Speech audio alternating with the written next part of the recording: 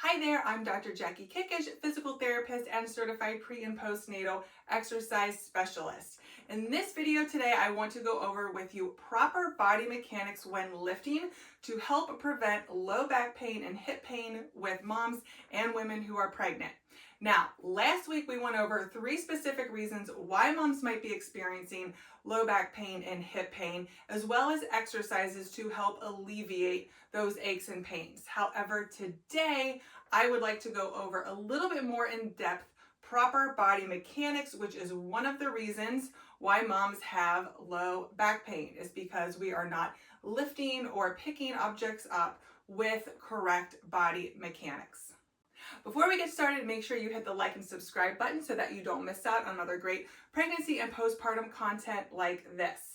All right, so let's go ahead and get into it. We're going to review proper body mechanics and then also something called hip hinging, which every pregnant woman and mom should know how to do. So I have my 20-pound weight here that I am going to demonstrate when we are trying to lift something up off the floor. All right, so let's first go over the reason why moms are having a lot of back and hip pain is because they are repetitively doing things such as picking up their baby and toddler, picking up toys off the floor, laundry baskets. And when we do this repetitively, day after day, month after month, and so on with poor body mechanics, that of course is going to make our muscles very irritated, and it is going to put wear and tear on our spine. So whenever we are going to pick up an object off the floor, again, no matter what it is, whether it's a box, groceries, you want to have a wider base of support, okay? So your feet are going to be a little bit wider than hip width. I want you to think about keeping your spine straight and that you're really doing most of the lifting with your legs, okay? So again, I'm bending at the hip and the knees. I'm pushing my hips back to lift it up, bringing it as close to my body as I can before lifting it up, okay? And then I'm going to put it back down. Now, if I had this 20-pound object all the way out here and I'm standing out here with my feet close together and then I'm bending like this is going to put a ton of pressure on my neck, shoulders, and my entire spine. You see how my back is rounded? That is not good. That's not what we want. Okay, so wide base of support, back straight, and I want you to think about your legs are doing the majority of the work, not your back, all right, not your spine. Again, we are lifting, we're going down, bringing it closer to us, and then coming back up like this, all right? So that's pretty much anything that you are picking up off the floor. If you have a large box and maybe lifting it isn't an option, number one, you can either ask for help or always pushing is better than pulling, okay? So again, if you have something very heavy that you have to move to another room, always push the object rather than pulling. All right, next we are going to go over hip hinging.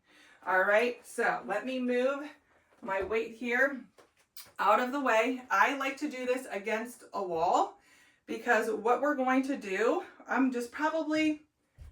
would say, again, I'm going to give you a little viewpoint from the side so that you get a better angle as well. But hip hinging is something that we do need to learn to do in order to protect our back as well, okay?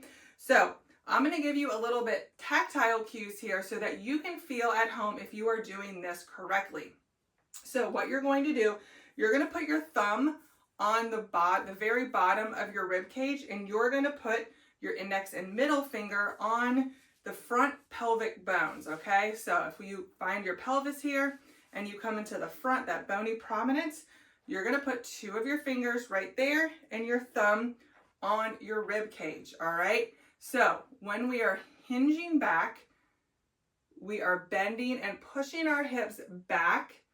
Now, as I'm pushing my butt back, it is now against the wall.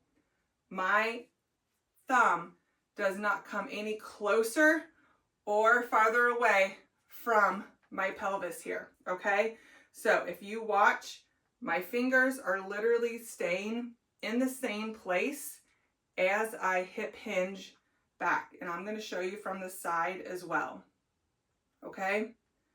So one thing with lifting, we want to make sure we're keeping our spine straight. I'm going to show you from the side here.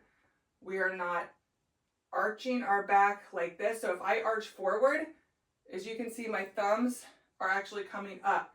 Now, if I do the opposite and I round my back, my rib cage is coming closer to my pelvis. See if you can see that. See how my thumbs are coming closer to my pelvis. We do not want that, all right? So again, put your fingers in this position, and this will give you great tactile feedback if you are doing it correctly. Okay, so I want you to think about pushing back, pushing those hips back, but we're keeping that rib cage stacked over our pelvis. Okay, again, we're not doing this, we're not rounding the spine, and then we don't have an increased arch in the spine, because that is not good body mechanics either. So either way, your spine muscles will not be very happy if you are repetitively bending forward like that, rounding the spine, or if you are arching the spine and doing the opposite. That against the wall. Again, you can put your fingers right here and think about hinging at the hips and not at the spine, okay? We want to make sure that we unload the spine and we're really using our glute muscles to do the heavy lifting. All right, so hip hinging is important so that we can unload the spine and use our glute muscles. We want to be using our glutes and our legs to be lifting and not our spine.